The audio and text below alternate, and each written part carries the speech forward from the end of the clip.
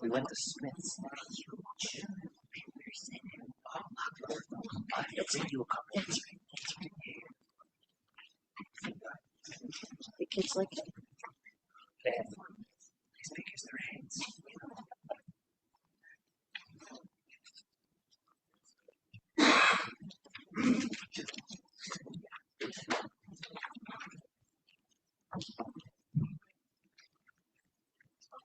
All right.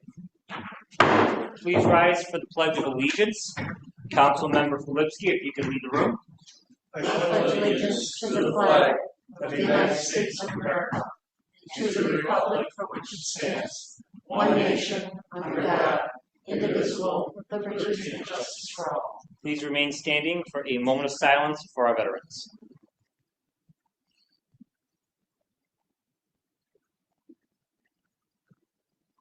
And for the invocation this evening, Reverend Rick Maisano. Father, as we embark on this meeting today, we do pray, Father God, your blessing upon it, your wisdom, your guidance upon each and every elected official, and Lord, everything will go well and smoothly. We do pray, Father God, for our nation that is so divided, Lord. We're asking, Father, for uniting this nation.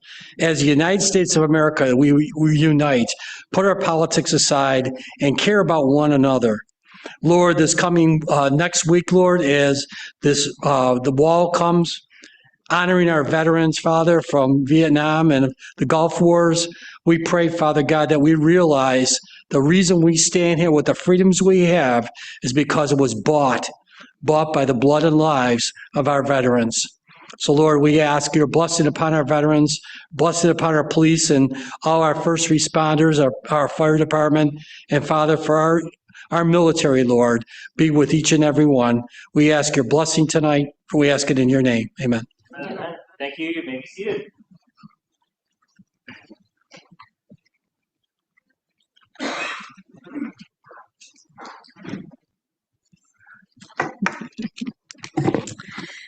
Councilmember Barbara Bukowski. Here. Councilmember Diane Benchkowski. Here. Councilmember Anthony Filipski. Here. Councilmember Michael Jazinski. Here. Councilmember Brian Pilarski. Present. Councilmember Vernon Thompson. I was told will be absent. Supervisor Brian Nowak. Present.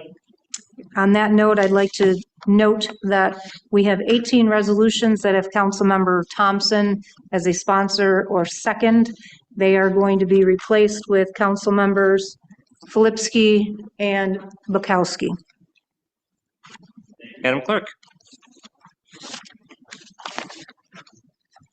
Okay, our next order of business this evening was a 2024 audit presentation from Drescher and Malecki.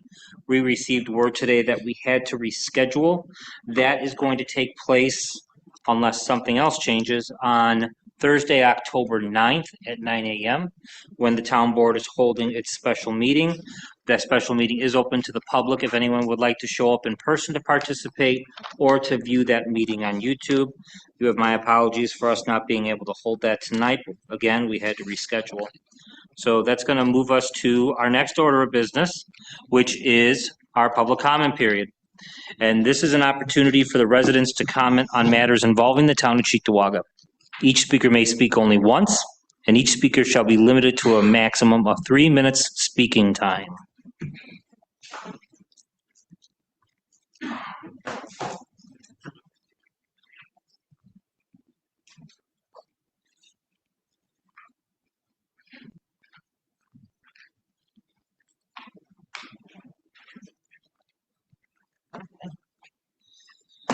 Seeing we have nobody signed up for public comment at this time, we are going to move on to town board discussion. And that would move us to old business. Do we have any old business from council members? Okay. Seeing none, hearing none, we're going to move on to new business. And as everybody took a seat this evening, I do have one item. As everybody took a seat this evening, you may notice a few resolutions from back in July. I said in July and August, and it seemed to be some agreement that One of the things our town board can do to better the capital projects process and the discussion of infrastructure improvements and repair is to start the discussions earlier. So I wanted to begin the discussions this evening. Obviously, we're not in a position to commit to any particular project or anything solid. It's going to be something that takes place over time. And what I have in front of us isn't a total list of our needs. It's not necessarily what I would say we absolutely must have to do as our list, and I'm not going to give a particular priority in terms of order of things that need to be done. I do think the projects on Beale Avenue, Seal, Trudy, and Jane, and then the road reconstruction on Raymond are all priorities, and they're all important myself. The reason I bring those up is they are resolutions we had considered previously, and there was a desire for board members to take these up at a later time. As I remember the discussion at that time, I think we said around November. And again, that's why I say I don't expect us to make any decisions today, but when it comes to our capital projects, we're going to need to assemble a list, review that list, because whatever gets provided to us, we know our people, we know the residents, we know the people that work for us. We may have an idea of a project, a need, something in a particular neighborhood to say, why is that not here? This was brought up at a certain point, and adjust the list accordingly. Something else we're also going to have to consider is how to finance these projects. That there's been a desire from this board, and I can empathize with it, and I understand where folks are coming from, to do more and more of our work on a cash basis. You know, it's whether it's at the federal level or at the state level, debt service payments are becoming a significant portion of budgets. So I can see where folks are coming from to say, if we're going to do this work, we have to do it in a different way.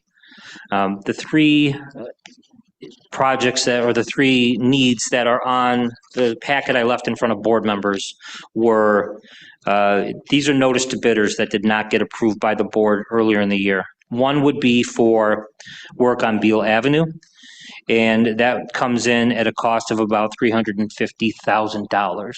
And I asked earlier in the day, reached out to an engineering department contact to confirm these numbers were still accurate. On this particular project, it's the belief of engineering staff that we can still do this for $350,000. The second one was a notice to bidders for drainage improvements on Seal, Trudy, and Jane. That has an estimated price tag of $400,000. I asked if it needed to be updated, and I was told we could still do that with $400K. And then the third one is for a notice to bidders for road reconstruction on Raymond Avenue. This is the one where it might cost us a little bit more than expected, and it comes down to the cost of asphalt. That's dependent on oil prices and materials cost. And thought is that the price we had at about $2.25 million.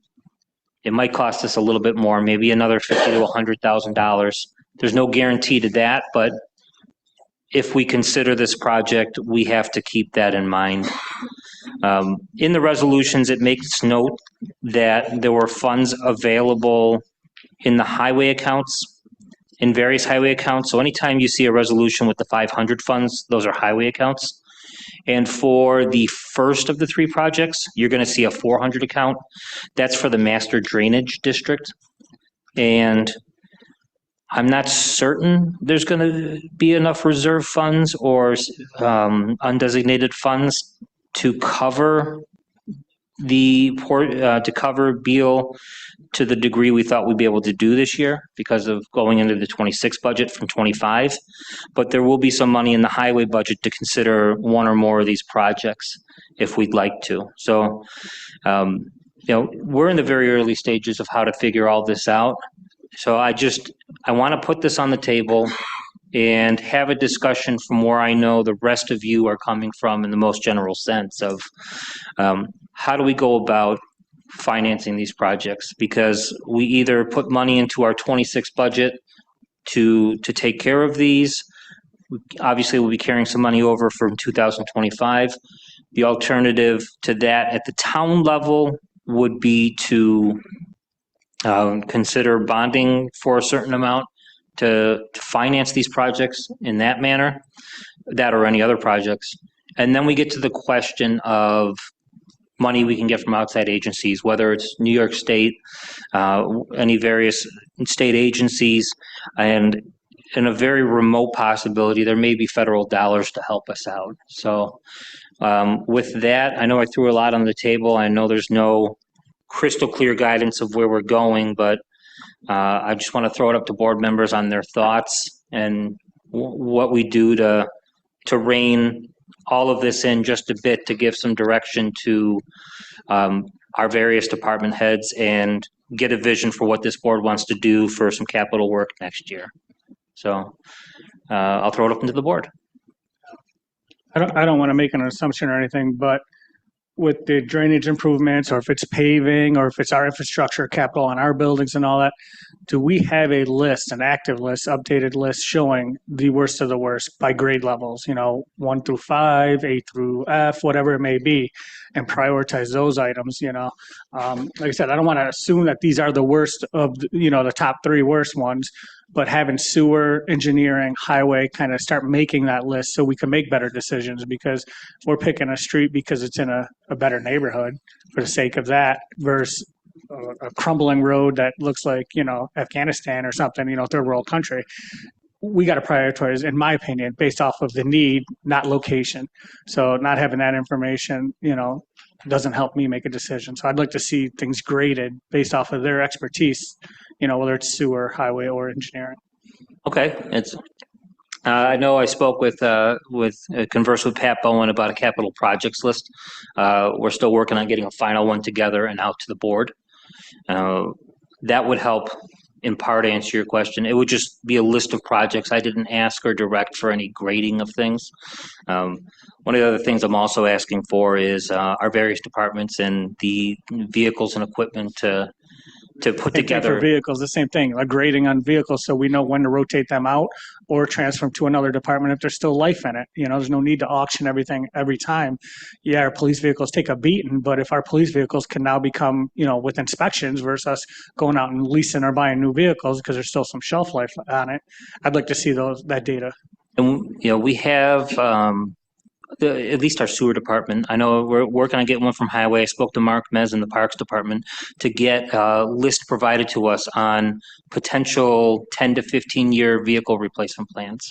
That I know everything I mentioned here was sewer infrastructure related and roads, but that's something we're going to have to consider as well, because you can make a plan to do replacements in 10 years, but if we don't have the funds for it, we're going to have to stretch that out to 12 or 13 or 15, because even if we're ambitious about this, there's only so much money to go around. So if we can rank those needs and understand what's most critical and what we think can wait a few years, we can make that work. I think there's some infrastructure projects to where I can see them being rated closer to a 1. In my personal opinion, some of our vehicles might hit the back burner for a bit. There's some needs we have in the next 6 to 12 months, but there's other stuff that it gets closer to a want. And maybe the person that deals with it every day doesn't want to hear that from me, but when you consider everything else that's going on, we have trucks where there's signs, road signs that are floorboards. Not to get too far off the beaten path here, but so I'm hearing list of projects and to get the pros to grade top priority to bottom. Okay, I think that's something we can deliver on. Councilmember Benchkowski?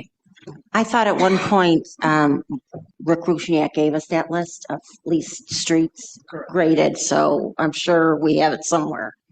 And second of all, all right, so these 3 resolutions were put up in July 22nd, saying that there are funds available in each account for all these. What would have happened to them from then until end of September? That's only a few months. I was saying right now they're available. If we get to January 1st, then that becomes a question of replenishing the reserve accounts. So if we want to make commitments now, we would have to, if we want to make commitments for these projects with 2025 funds, we should do that in 2025. I agree, we should. And I would like to see that done. I committed to November. Oh, I hear you. Yeah. I told you I would be 100% because we were told we had the funds now. Let's use them now because I don't want to have to bond in 2026. So I would be okay with putting all these out to bid in first meeting in November or whenever. Okay, so Could probably add them on for our special meeting as items.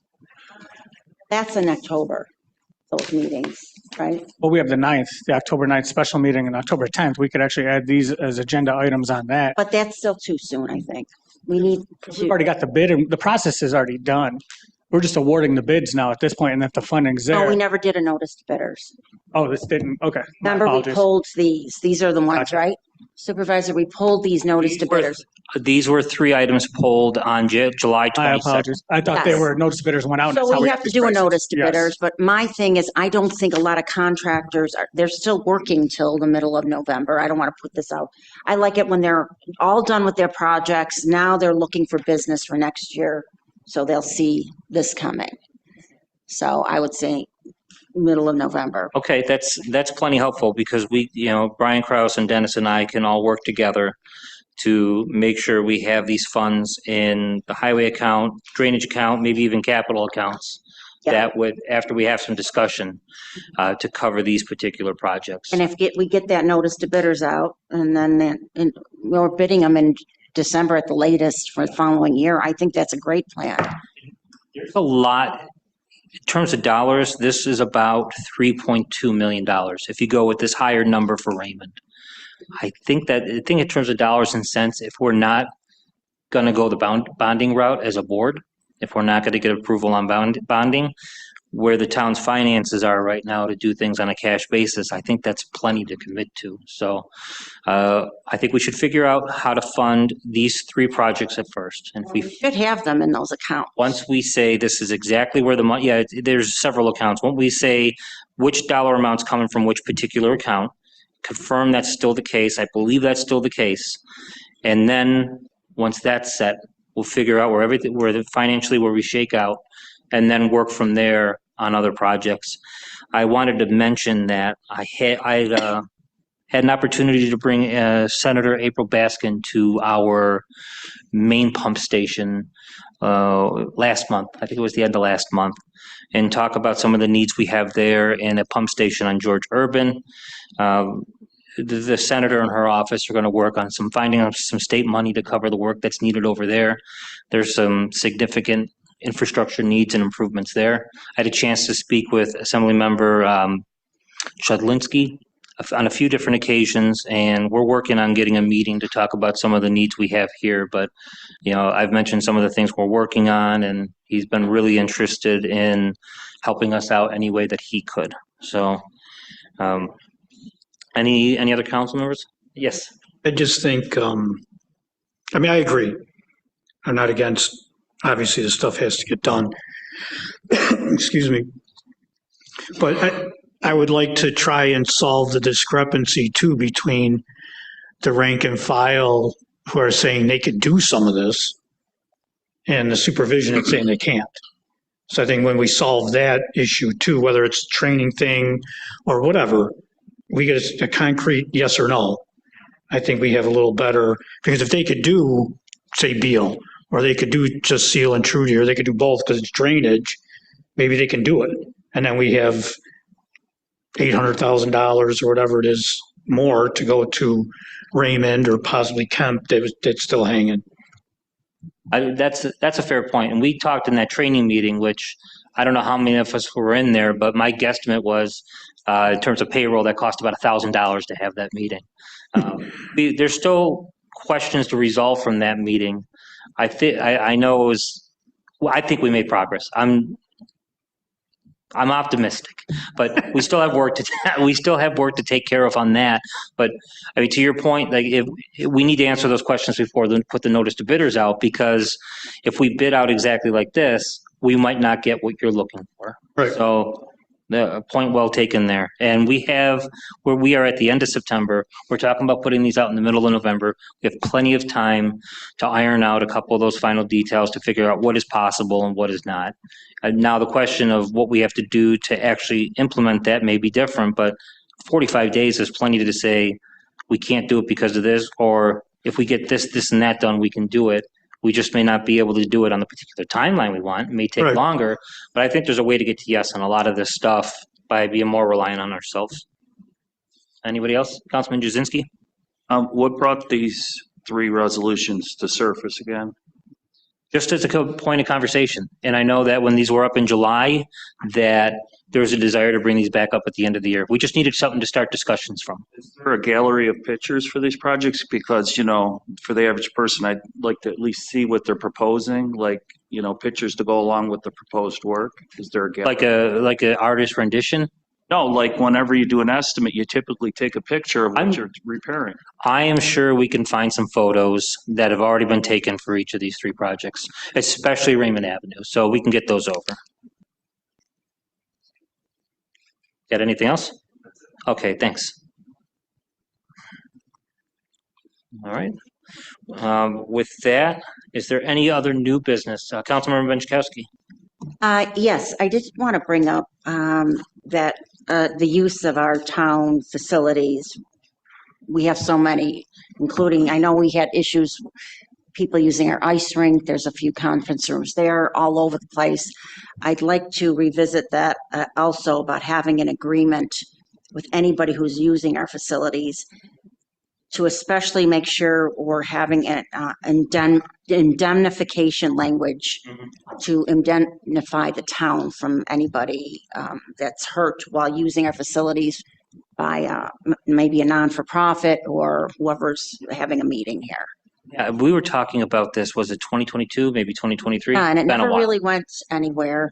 I'm not saying, I mean, and then we're talking about a fee for some of this, especially some of the youth and rec organizations or whoever's using sometimes our ball diamonds because there's some cleanup costs involved. So I'd like to revisit that at some point. As I remember it, why it stalled, and I mean, we are where we are now, but I think 2 of the sticking points were, what do we charge folks to use the facilities? And we didn't want to push out certain groups that were encouraging community meetings, public participation in the town and things like that. So Well, that probably is different. You're right. They should be grandfathered in. But I'm just saying, as anybody, we really should be looking after ourselves to make sure we're not opening ourselves up to a lawsuit if somebody does get hurt. So, I think I'm sorry, Brian, if we address that second question and grandfather certain folks in, I think it's a I lot know what easier you're to talking get about. that done. There's certain taxpayer groups that use our facilities. And I And you don't, have Neighborhood Watch too, that yeah, but they're part of the police, aren't they? I would think that, it's easy to grandfather them in, and liability and indemnity and all that would be less challenging with that particular group. But, we get there. I also think that they're in a gray area. So as long as we sort that stuff out beforehand, any groups that come after us, I think it's a lot easier to deal with. Yeah, so we should know who's using our facilities too, so.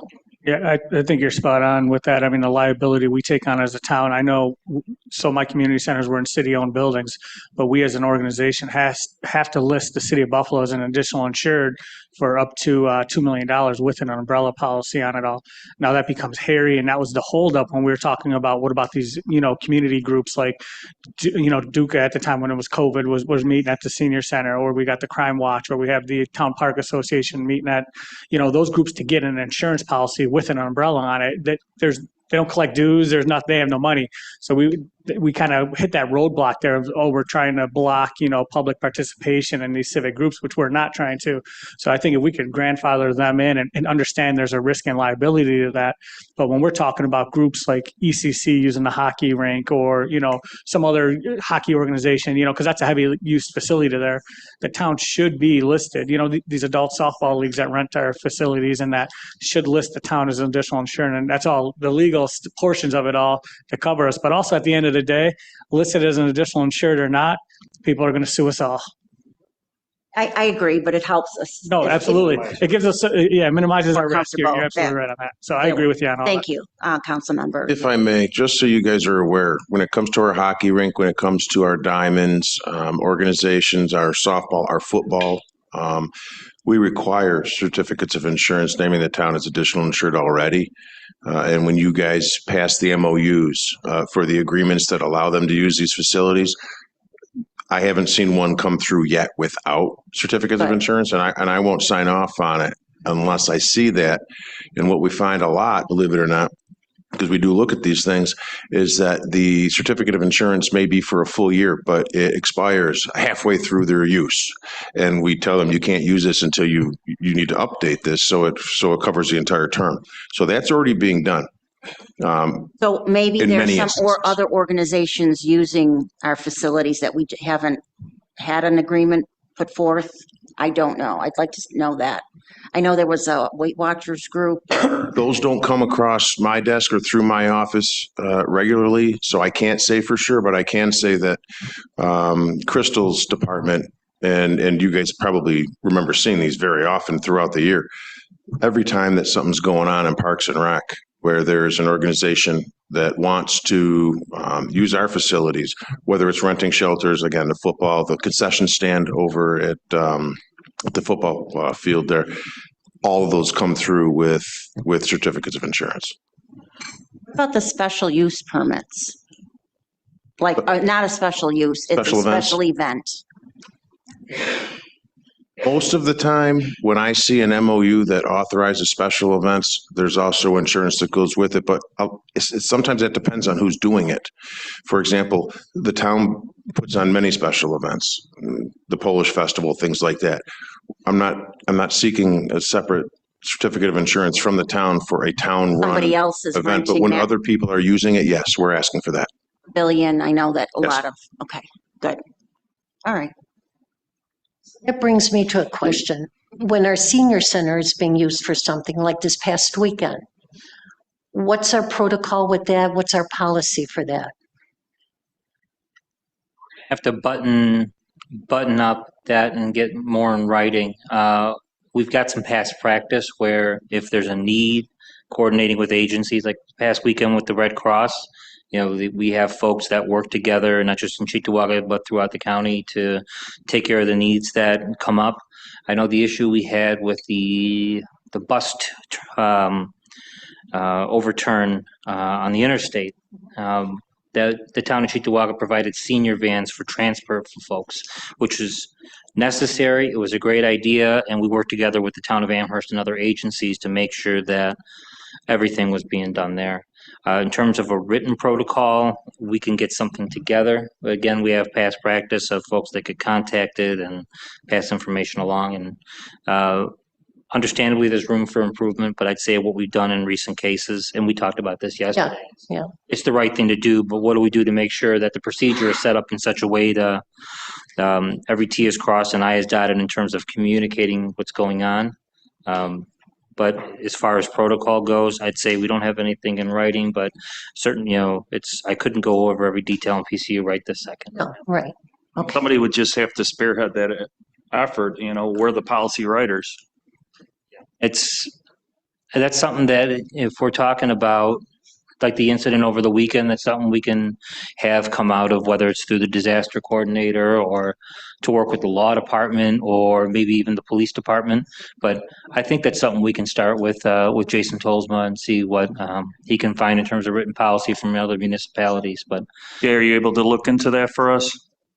Yeah, I'm almost positive we have agreements with the Red Cross, but I don't. Thanks. yeah, and I know we've got a plan. We've got a disaster plan that it deals with a lot of different things, and it's expansive. I couldn't tell you exactly what that says in terms of protocol. There may well be language within that expansive plan on how to deal with these particular issues.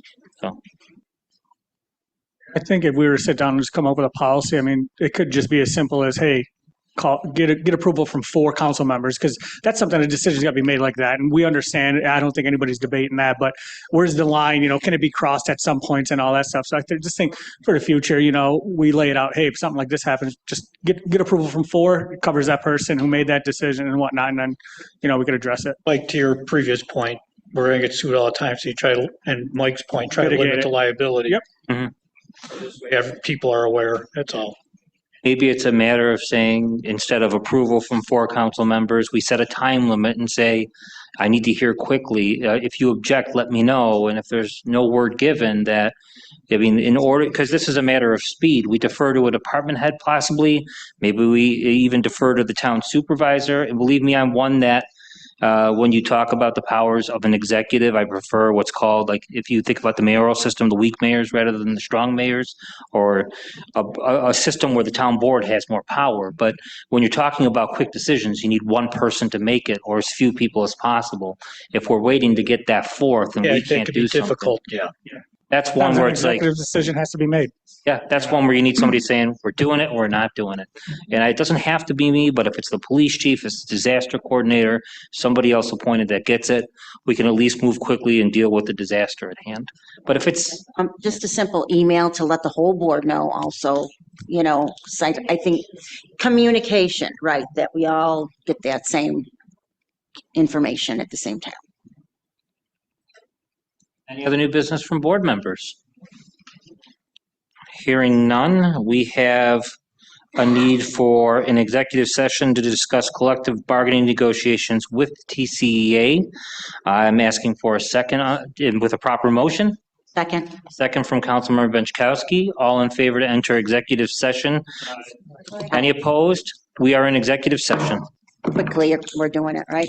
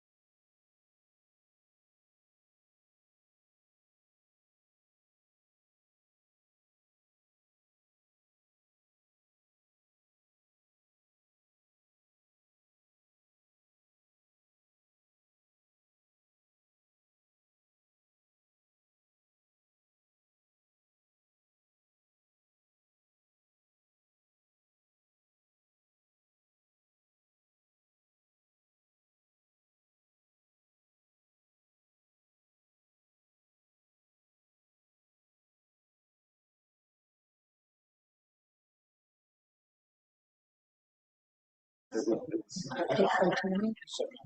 okay. Oh, good.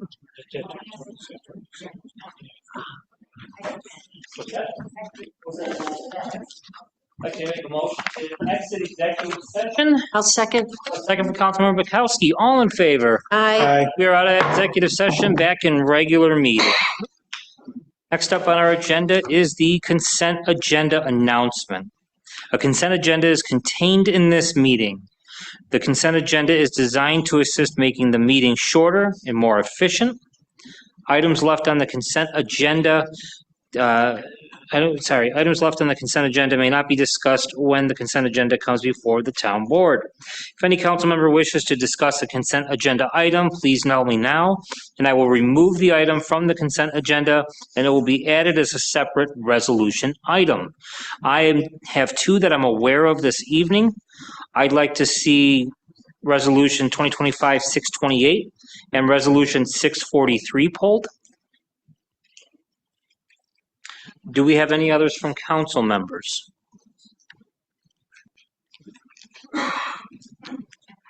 Okay.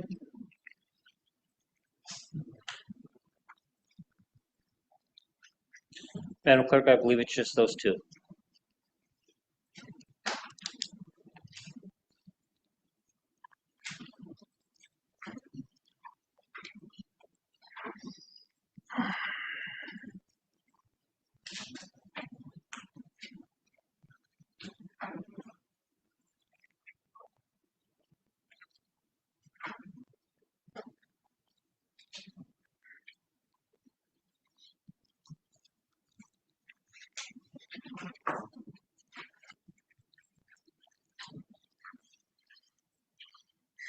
Resolution 2025-628 and 643. I need a motion and a second to approve the meeting agenda. Motion.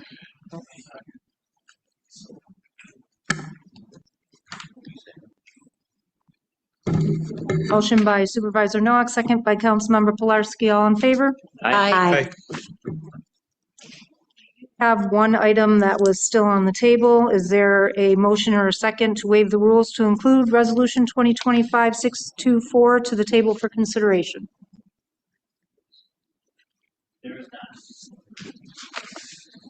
No action will be taken on that resolution. We'll move to the consent agenda. I need a motion and a second to approve all items on the consent agenda, including the meeting minutes of September 9th, 2025, and resolutions 2025-626 through 651. We will recognize resolution 628 and 643 have been removed and will be taken as separate resolution items. Do I have a motion? I'll second.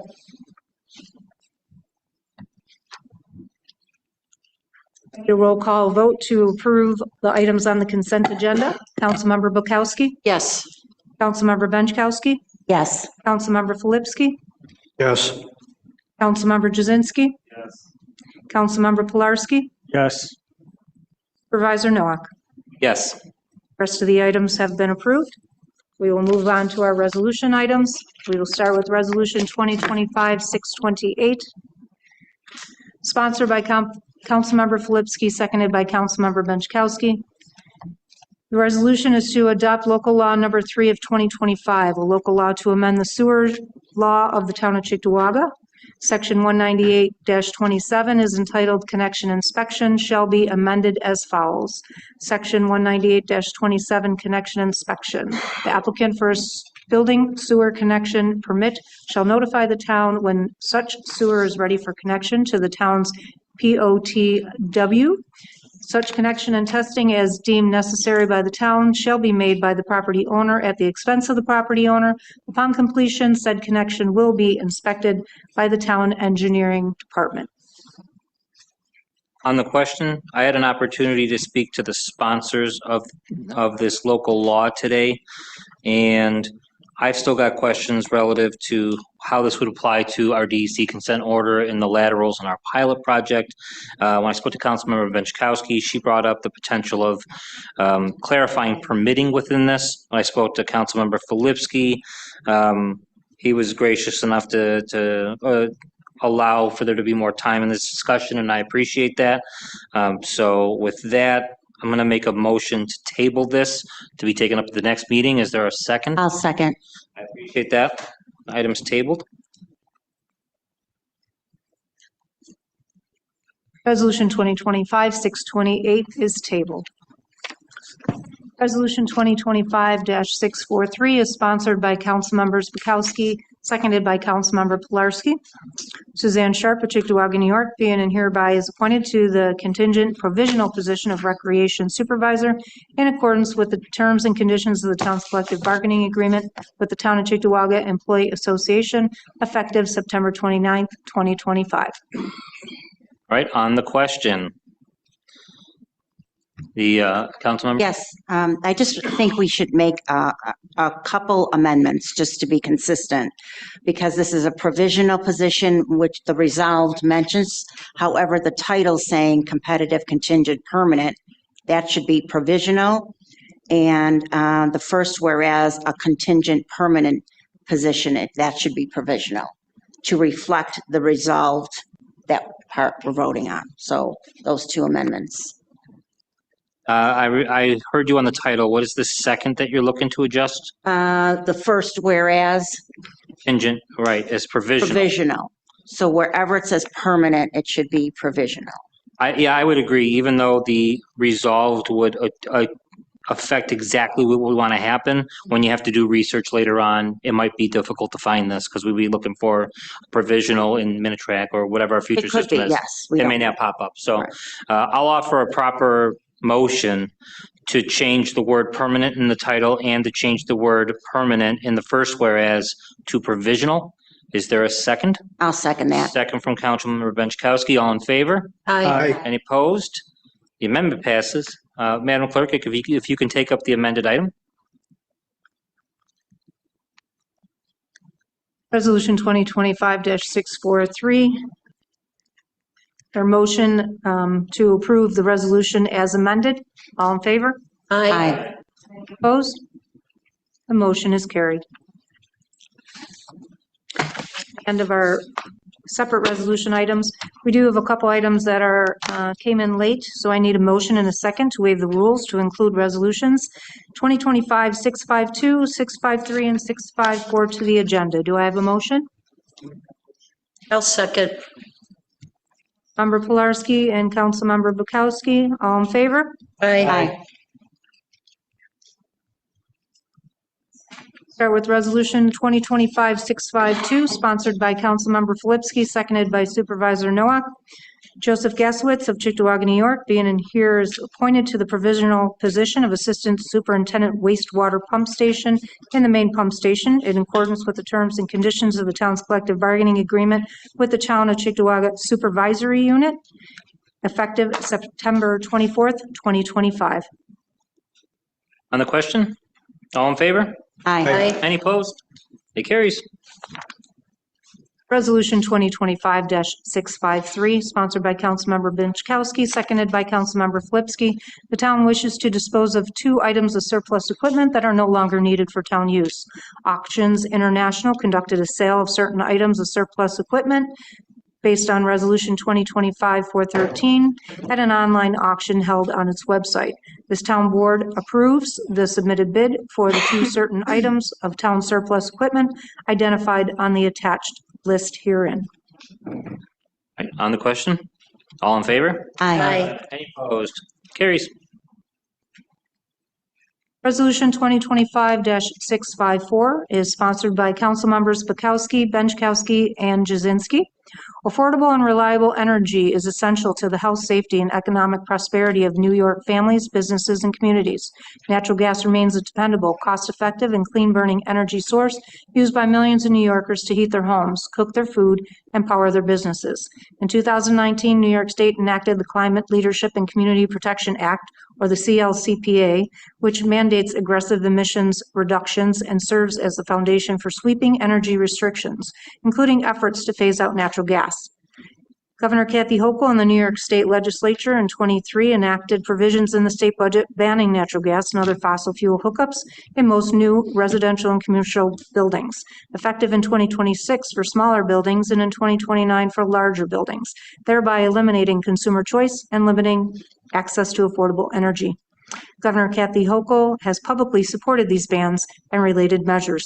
These top-down policies undermine affordability, threaten reliability during peak demand, and strip away the freedom of consumers and businesses to choose the energy source that best meet their needs.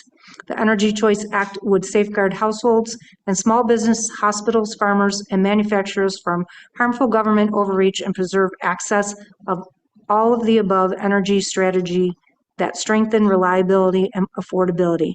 The Town of Cheektowaga Town Council strongly supports the Energy Choice Act as introduced by Councilman Langworthy, which is H.R. 3699, and Senator Justice, which is Senate Bill 1945, and stands firmly opposed to the New York State natural gas bans, the CLCPA-driven restrictions, and other state energy mandates that eliminate consumer choice.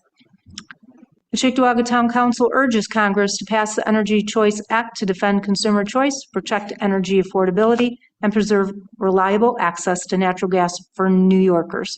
And be it further resolved that copies of this resolution be sent to Congressman Langworthy, Senator Justice, New York State Congressional Delegation, Senators Chuck Schumer and Kristen Gillibrand, Governor Kathy Hochul, and the leadership of the New York State Legislature. Right, anything on the question from any of the sponsors? Can I just ask if Councilmember Filipski his name was on there? Because I don't think Got clerk. added late. Yeah, okay, the clerk didn't mention it though. Yeah, that she probably didn't get to, it was late. All right. I just had a short comment if nobody on the item wanted to speak. What I like about this legislation, I think we got a lot in common here and just some disagreements on how to get to the goals that folks want to get to. What I like about the legislation is that it's brief. So if you guys can humor me for a moment, I'd like to read the bill. It is just a paragraph. So this is the House version.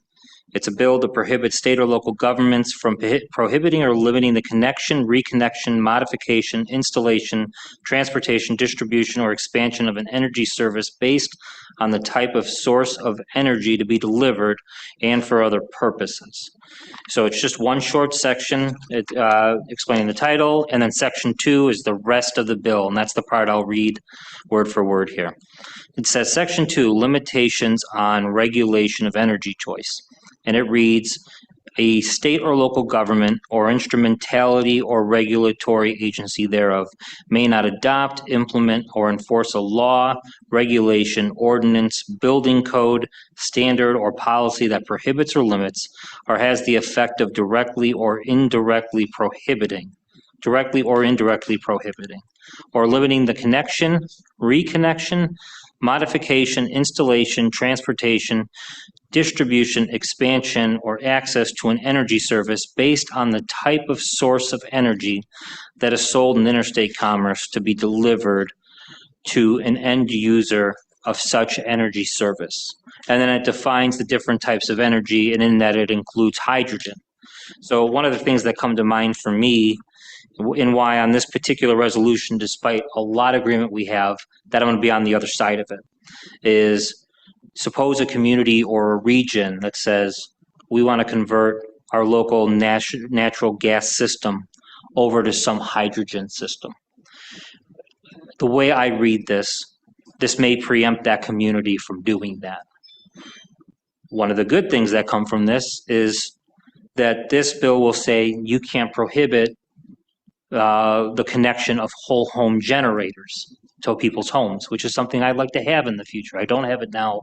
I'd like to have it. And even folks in the green movement with solar panels on their house that love windmills, they've got natural gas generators connected to their houses. We know the role of natural gas in the blizzard. I mean, you shouldn't leave your oven door open, but people use them to keep their homes warm for as long as they could. And as long as you're able to ignite your furnace, you're able to stay warm during that Christmas blizzard. But when we get to natural gas, It's not, it does have its downsides. If you don't take care of your system and all that, you can deal with things like CO poisoning.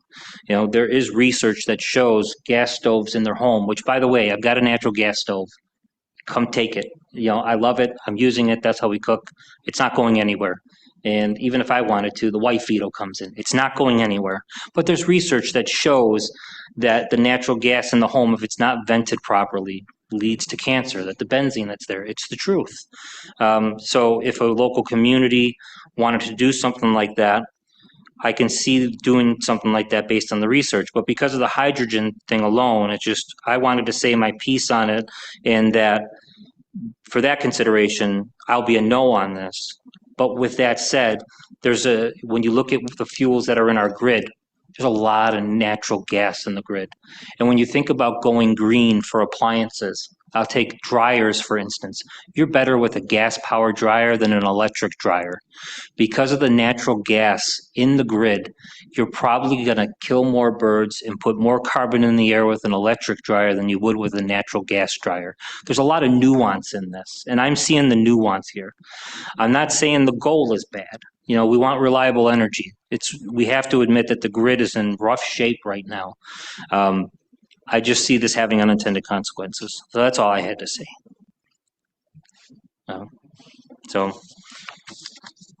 With that, all in favor of the resolution? Aye. Any opposed? I'm opposed. So, Resolution 654 is carried.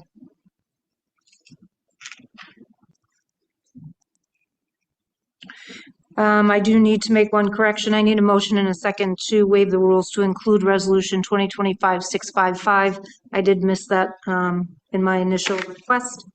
Can I have a motion? I will make the motion. I'll second. All in favor? Aye.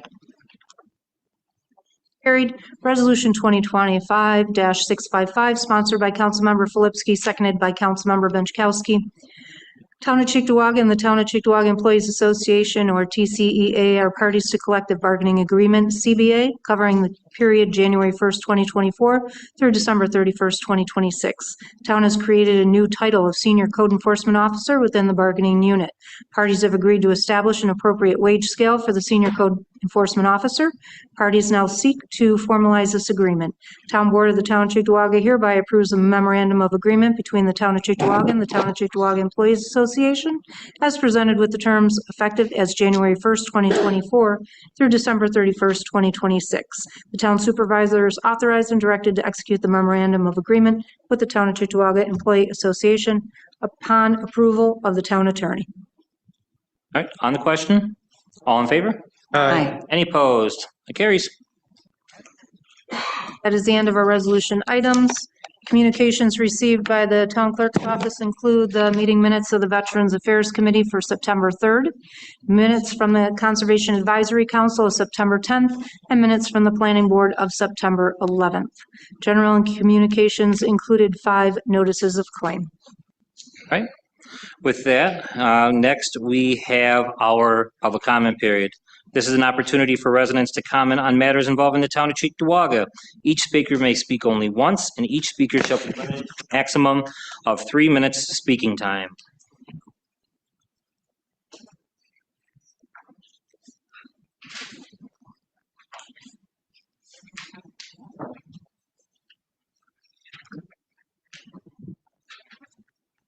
We have, hi, Laura.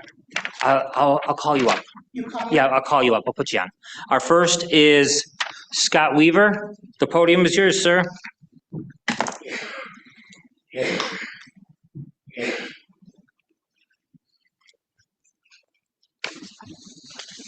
Evening, all of you. Diane. First thing I got to say is I'm hearing rumors that there's an individual who works at the highway department making threats to one of you council people. I don't know how true they are, but I think if they are, this individual should be investigated. I hear that he's a stalker. I mean, I'm just saying what I heard and what I read. So I think this individual should be investigated. Second of all, I have coffee all the time with military people, vets all the time. They're telling me that you're on board with Mandami. Whatever Mandami does in New York is going to affect us in Cheektowaga. So I just like to know, as a veteran to a veteran, if those rumors are true. Definitely not true. And whatever the hell Madami does in New York, that's New York City's problem, not But Cheektowaga's. whatever happens in New York City will be an effect totally throughout the whole state. So I'm just telling you what I heard. So I figured I'd ask you.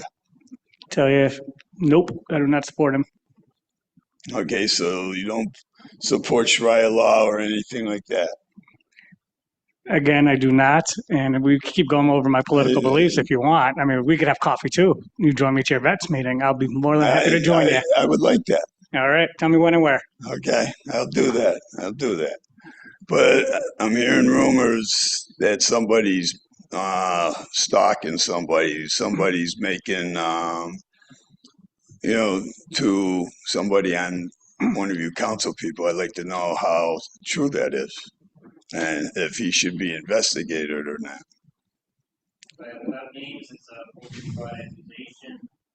Oh, I got names, but I'm just keeping it. But if you're not the victim, it would be up to the victim to come file a complaint. We have a very good HR department, so that victim would have to go to HR, file that complaint, and then an investigation would come from that. It can't come from hearsay. I heard a rumor I was having coffee with, my buddy down the street told me, whatever it may be. Right. Person, the victim of it, would have to file that complaint.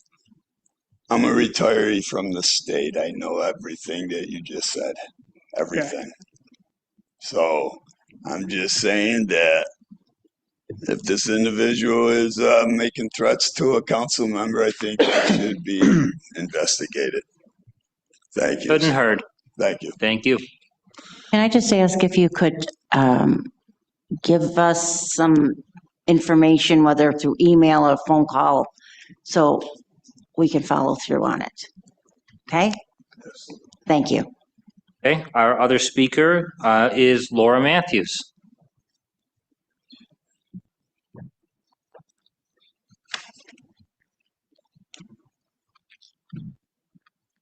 I just want to let you know I did get your message earlier that you sent to me after our phone call. I just haven't had a chance to reply.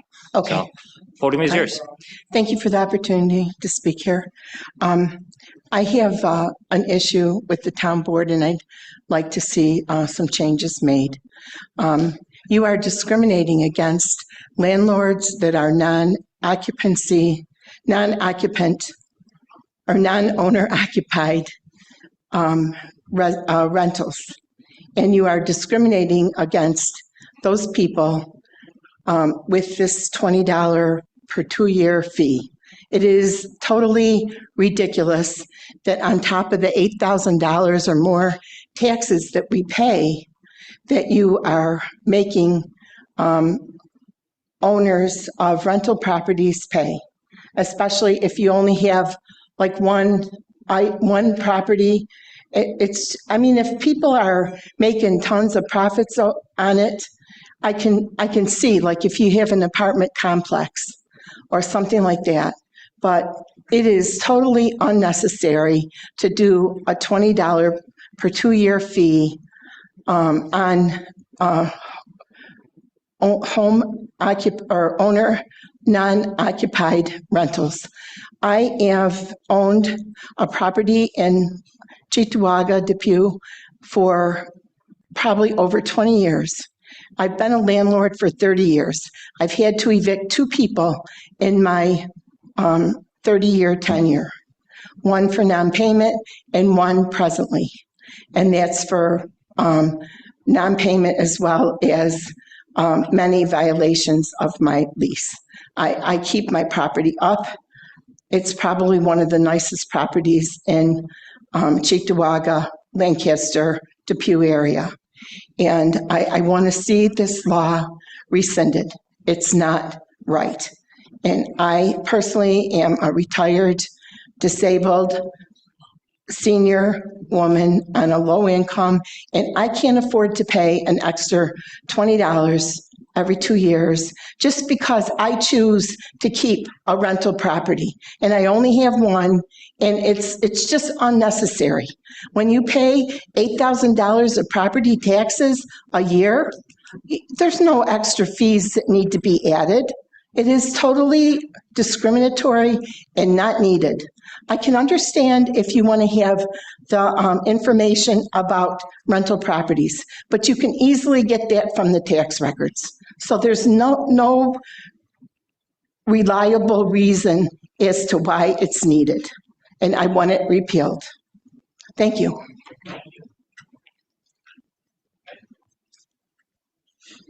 Yeah, we have supervisors' comments. Brian, can I speak on? Got a few others. So Reverend Rick, if you'd like to approach? Yeah. Dan, were you trying to get my attention, or would you also like to speak? Yes. To both? I'll put you on the list. Okay.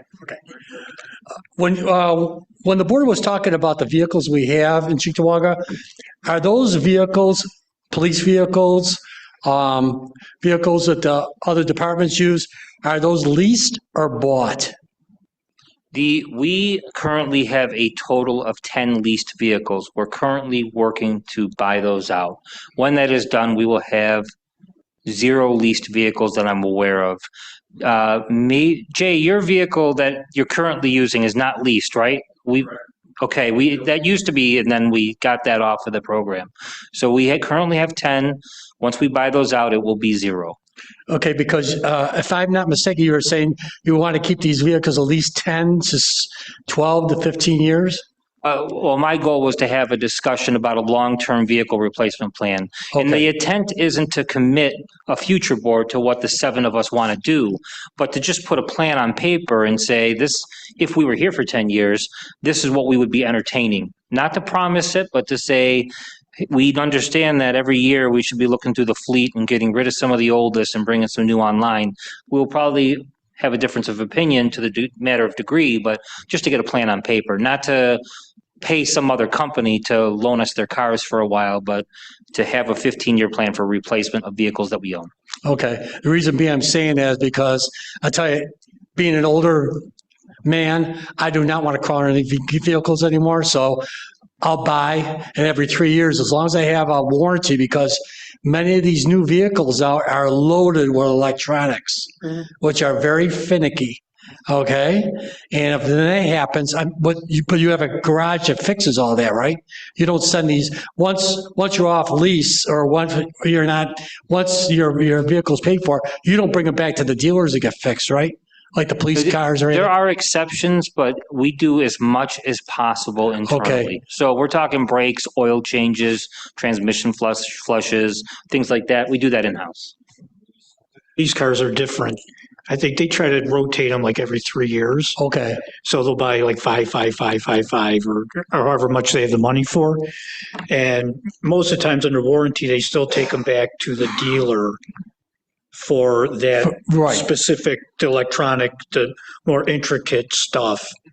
Right. So I think they're like kind of a separate animal from the rest of the town as far as cars go. Okay, because that's the part that really is expensive, because I know people right now, they just paid off their vehicle and now some of the stuff is starting to go on it, and electronics is unbelievable what they want to fix it.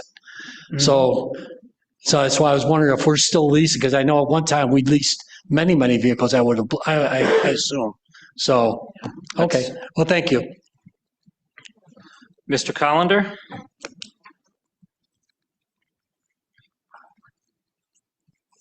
Just to piggyback off Reverend Rick for a moment here, having been a certified master automobile technician for a long ass time, he's not totally wrong, but I'm driving a 2002 that's sitting out in your lot right now. Mm-hmm. So it really depends on how many miles you're going to put on it. And for my 5,000 miles a year, 2002 is fine. If you're going to put 20, 30,000 on, you probably should have a new vehicle. And I know we have a lot of town cars that have very low miles on them. So to replace them, to me, would be a waste of money, in my opinion. But I'm frugal in that way. Anyway, what I really wanted to talk about was You probably heard I'm trying to put a debate together. I've been trying to do this since June. I've had every wall, stone put in front of me to stop everything I'm trying to do on it, including candidates that have not totally agreed yet. So I'm going to ask the 4 candidates that are up here, because other than you, I'm the only candidate here, and I know Mr. Jasinski has committed. I'm sure, if I remember right, Pilarski's committed. So we need Tony and Diane to commit. And it looks like right now we're looking at the direction of doing it at Maryvale High School. Okay, they're not 100% committed yet, and we don't have a date and a time yet. But I do have the email that was forwarded to the other people that are supposed to get back to me on that. So it's going to happen sometime next month. Don't know the time. I'm kind of looking in that week before early voting starts, and the kids are going to run it. The kids are going to be involved. So, yeah, we all need that, but the kids need to get a little involvement too. And I love the idea when it was brought up, and I said, sure, let's bring it on. So let's hope that turns out, because our beloved senior center flat out told me, no, we don't do that kind of stuff here, even though you held a meeting there, and then they're going to have a meet the candidates night there. But when Dan Collender asked, because he's an independent candidate, I get the door pretty much slammed in my face, told me, no, we don't do that there. So if anybody wants to comment on that, that'd be great. And I know Mr. Fowler there had talked to Ted Morton about that a meeting ago, a couple of weeks ago. So, I don't know. I thought that would be the ideal place to have it. It's central in town. Everybody knows where it's at. It's got enough room to handle it. We're not going to have probably more than 100 people there anyway. But we could have 9 or 11 candidates there, if everybody agrees. And I think the people of the town, the residents of the town, need to hear what each candidate stands for, because we have so many of them running and we only have 4 seats open. Thank you. With that, we'll move on to supervisors' comments. Just a few updates of things I've done between meetings. The Saturday following the past board meeting, I want to say it was the 9th maybe. I was with the Doyle Fire Companies. We did an event where Doyle and Congressman Kennedy and myself and former council member Adamczyk were all in attendance to talk about Doyle receiving fire radios and EV fire suppressant. The radios are helping Doyle better communicate, not just for their fire calls, but for the EMS calls and the other issues that they have. And the fire district has 2 EV fire suppressant devices. Basically what this does is allow the fire companies to approach an electric vehicle, slide the device underneath the car, puncture the lithium battery, and flood that out from the bottom. Folks that are in the know on this stuff understand it takes a lot of work to put out an EV fire. Just even here in the town of Cheektowaga, there have been times where cars have been taken to the junkyard, and whether it's Ucrest or other fire companies have had to respond again to these situations because the cars catch fire again. The technology is going to improve over the years, both on the vehicles themselves and the ways to fight these fires. But this is a good tool to have in the toolbox while fire districts and volunteer firefighters are figuring out how to deal with these. So I was glad to see that finally come to fruition, and kudos to former Councilmember Adamczyk for, after her term ended, for working to see that through. She and I spoke a few times about that, and I really appreciate her work on that. On the Sunday, the day after, there was, not this past Sunday, but the Sunday before, there was a memorial breakfast held. It was the 79th annual, held by the Central Council of Volunteer Firemen. It's held once a year, and this is done to remember those folks who have served the town of Cheektowaga as volunteer firefighters, honor their memory, share some stories, and especially for those who passed away in the previous year, to take a moment for them, share their names and their stories. We have, in my 7.5 years on this board, we have lost some great people who, not just them, but their immediate family, have devoted a lot of time to, whether it's being officers in the fire company, the rank and file, serving as commissioners, the meat raffles, the chicken dinners, doing things for the kids, all sorts of stuff. And it's nice to have this event to not forget people who have given so much of their time for a cause bigger than themselves. Our next town board meeting, and lastly for me, our last board meeting may be October 14th. But we have two special meetings coming up on Thursday, October 9th, Friday, October 10th.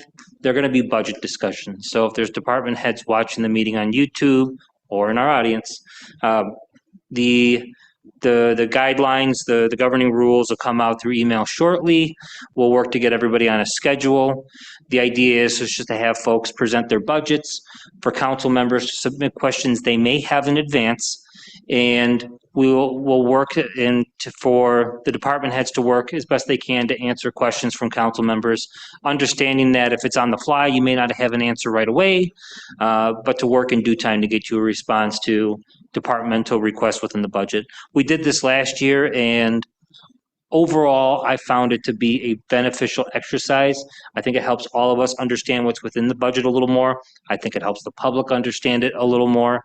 And to have the department heads in front of us and to be able to ask questions and see the justifications that come within the requests, we get a better idea of their operations. So on our first day, we're going to have that scheduled presentation again, and I'm looking forward to that. And I know if all 7 of us can't be in the room at any given time, let's just work together to make sure that there's a quorum. I know one of the council members is going to have to step out briefly, so we'll make sure we have 4 of us in the room to keep the discussions going.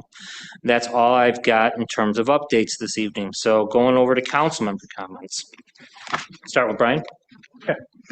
All right. So I try to be as transparent and open book as possible, and with an election year, all the crazy stuff gets said.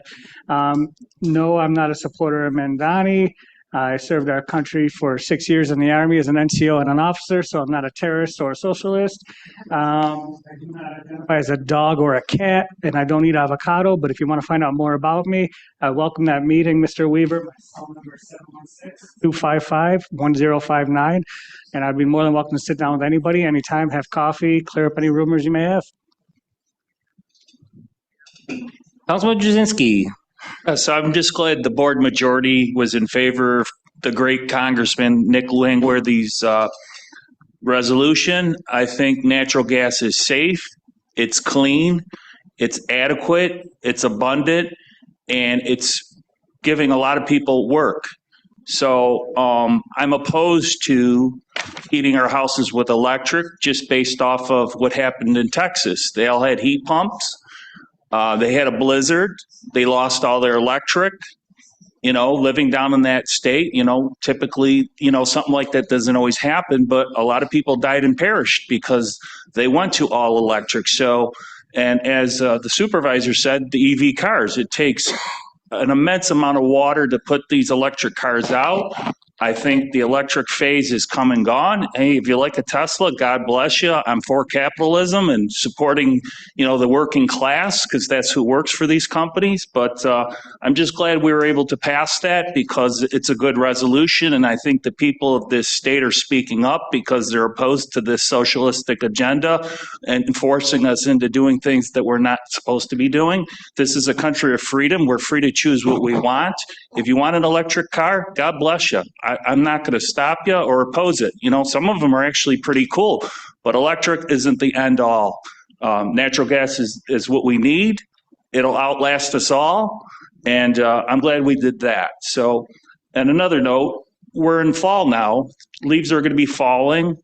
Be a good neighbor. Keep your storm drains clean of any leaves that may be in front of your storm drain. It typically starts to rain pretty good in the fall, and we don't want to get our streets flooded, especially now that we're trying to repair some of the drain sewers and stuff like that. As I said in the last meeting, I'd like to reiterate that the importance of making sure your smoke detectors and carbon monoxide detectors are all up to snuff and batteries are changed and they're dated properly, and get your heating system tuned up. Do yourself the favor. It's a small fee. Keep the local guy busy and do yourself the favor and get your furnace tuned up and cleaned. You won't regret it. Thank you.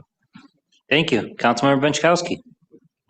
Just briefly, I was able to attend the 1 million steps for OCD Walk at Stiglmeier Park on September 13th. This was the first year they chose Cheektowaga and Stiglmeier Park to hold this walk. And it was a very important event, I feel. There's just so many people who are dealing with OCD. My daughter had dealt with it tremendously, and at times I sometimes feel I do too. So nobody should be embarrassed about that. There's help out there. The benefit was very well attended, and I want to thank the organizers for the walk for picking Cheektowaga and Stiglmeier Park. It was a lovely event, and hopefully they'll come back for it and more of us can attend. Bukowski. All right. Well, week from Thursday, October 2nd, we have the Walls of Honor coming. I do have some handouts here along with a little bit of a timeline. The walls will be open 24 hours while on site. They will open on Thursday, October 2nd at 6:30 with an opening ceremony. And then there will be a closing ceremony on Monday, October 6th at 4. To start off on October 2nd, there will be a motorcade procession of the walls that will start around 9:30, and they'll take that to Pine Lawn Cemetery and set that all up. Opening ceremony then will be at 6:30 p.m. at Pine Lawn. And during the ceremony, there will also be a flyover from the Niagara Falls Air Force Base and performance from the Cheektowaga High School Band. There's going to be a Veterans Village set up, which is going to be a lot of information and resources and support services for any and all veterans. One of the things on the flyer also is that they are looking for volunteers. They still need some help with being a greeter, to also being a resource to looking up names and being some kind of support. And that's also, it's on the flyer in there too, and you could sign up for that. And I hope to see everybody there. It's going to be a wonderful event. And I'm so glad it's coming here to us here in Cheektowaga. Thanks. Anything, Councilmember? Yeah, I want to thank the rest of the board for supporting the resolution to make how do I screw this up? It's a supervising code enforcement officer. On paper, it looks like we're adding, but I worked for months on this with the senior code enforcement officer, Donnie Wortinger, and the TCA president. We sat down and decided, trying to streamline and make the department more efficient and easier to run.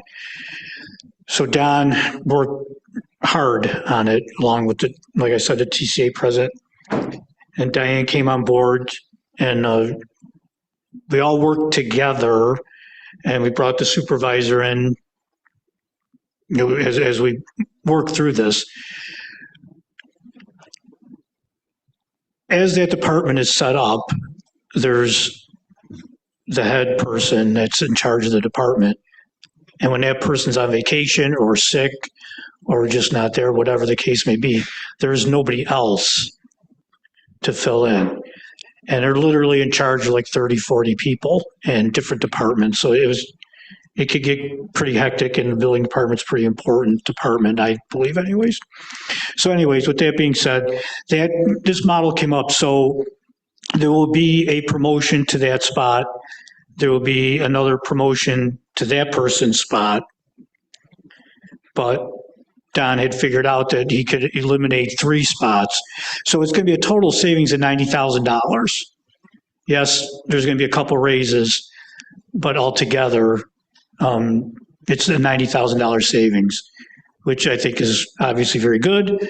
And I appreciate all the hard work Don did and the TCA president. And it just shows when we all have a seat at the table and we sit down and talk, we get things done. So I appreciate everybody up here, and I appreciate all their hard work. It took a while. Government moves slow, but we're getting it done. And thank you. Thank you. That's one of those things that were discussed, and I'm glad to see along with the senior planner and some other things, some senior titers, I'm glad to see that come to fruition. It's going to lead to some real streamlining in the department, like you said, and I think we can get better results on quality of life issues because of it. So More efficiency, yeah. all right, with that, any other business with board members? Could I just ask for a quick executive session after the meeting's over with no action to follow for attorney-client privilege? I'd be happy to second that. Before I do it, it is budget season, and one last thing from me. Got the budget done early. Brian Kraus has been here since 2000, right?